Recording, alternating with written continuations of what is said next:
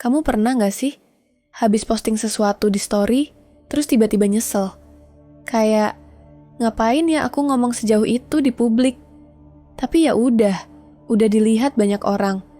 Di zaman sekarang, kita semua terbiasa membagikan apapun, mulai dari makanan, perasaan, sampai masalah pribadi. Tapi tanpa sadar, kadang kita terlalu terbuka. Kita oversharing, dan itu bisa berbahaya bukan cuma buat privasi, tapi juga buat kesehatan mental dan hubungan kita sendiri. Di video ini kita akan bahas kenapa kita sering oversharing, apa dampaknya, dan gimana cara berhenti dengan bijak.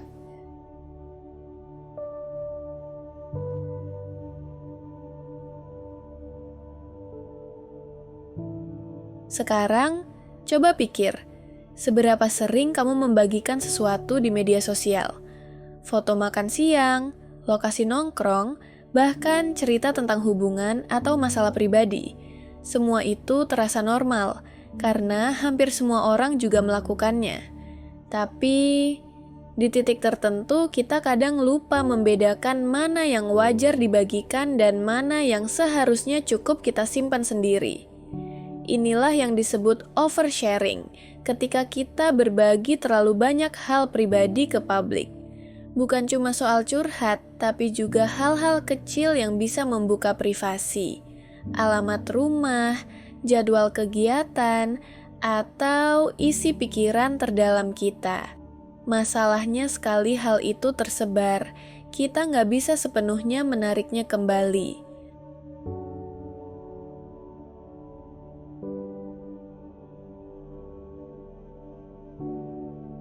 Di zaman media sosial seperti sekarang, berbagi sudah jadi bagian dari kehidupan kita.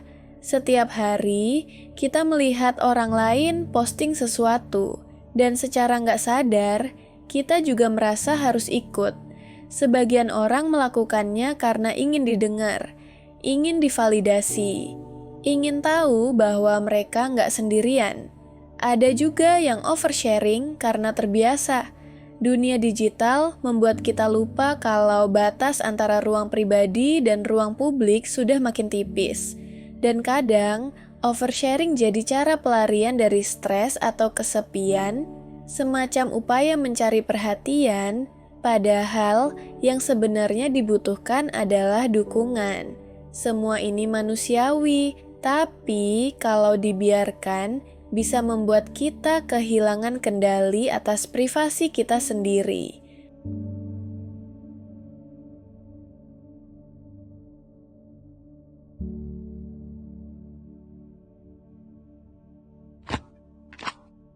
Masalahnya, oversharing itu nggak selalu kelihatan berbahaya di awal. Tapi sedikit demi sedikit, informasi pribadi yang kamu bagikan bisa membuka celah untuk hal-hal yang enggak kamu inginkan. Pertama, privasi kamu bisa bocor.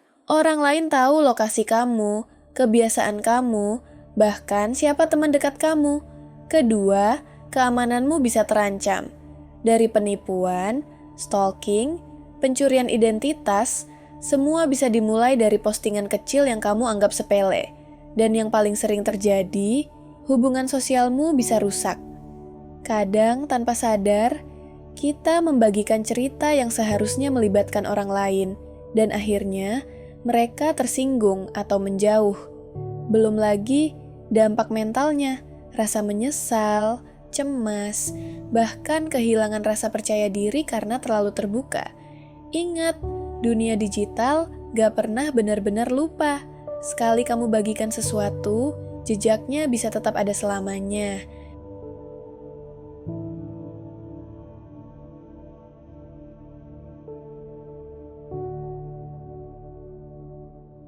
Sekarang coba jujur ke diri sendiri, apakah kamu sering menyesal setelah posting sesuatu di media sosial? Atau mungkin kamu merasa nggak tenang kalau belum update story hari ini? Pernah nggak kamu curhat panjang di caption, lalu mikir, kayaknya aku kebanyakan ngomong deh. Kalau iya, bisa jadi kamu sudah masuk ke zona oversharing. Tanda lainnya, kamu sering menceritakan hal-hal pribadi, tentang keluarga, hubungan, atau emosi, ke publik tanpa pikir panjang, atau ketika orang lain mulai menjauh, merasa nggak nyaman dengan apa yang kamu bagikan. Ingat, nggak semua hal harus diketahui orang lain. Kadang, yang kamu butuhkan bukan postingan baru, tapi waktu untuk diam dan merenung.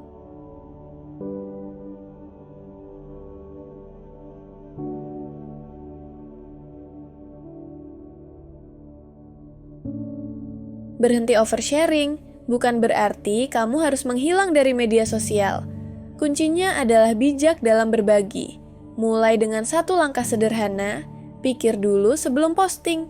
Tanyakan pada diri sendiri, perlu nggak orang lain tahu ini? Kedua, pisahkan ruang pribadi dan ruang publik. Nggak semua cerita harus tampil di timeline. Gunakan fitur privasi seperti close friends atau akun pribadi untuk hal-hal yang lebih sensitif. Kalau kamu lagi butuh tempat curhat, coba tulis di jurnal atau bicarakan langsung dengan orang yang kamu percaya. Dan yang paling penting, nikmati momen tanpa kamera. Karena nggak semua kebahagiaan harus dibagikan. Kamu tetap bisa eksis, tapi dengan kendali penuh atas hidupmu sendiri.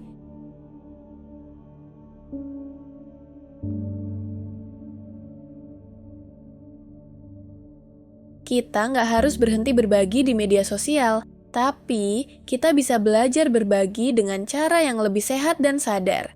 Pertama, bagikan sesuatu yang punya nilai. Bukan sekadar emosi sesaat, tapi hal yang bisa menginspirasi atau membantu orang lain. Kedua, nikmati dulu momennya sebelum kamu posting. Rasakan dulu, baru bagikan. Ketiga, ingat bahwa hidupmu nggak harus jadi konsumsi publik. Simpan sebagian cerita untuk dirimu sendiri dan orang-orang terdekat. Dan terakhir, jadilah pengguna digital yang penuh empati. Pikirkan dampak dari setiap kata dan gambar yang kamu sebarkan. Di dunia yang serba cepat ini, berbagi dengan sadar adalah bentuk tanggung jawab dan juga bentuk cinta untuk diri sendiri.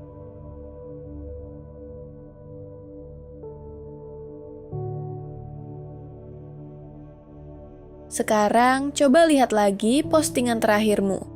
Apakah kamu membagikan sesuatu yang benar-benar perlu dibagikan?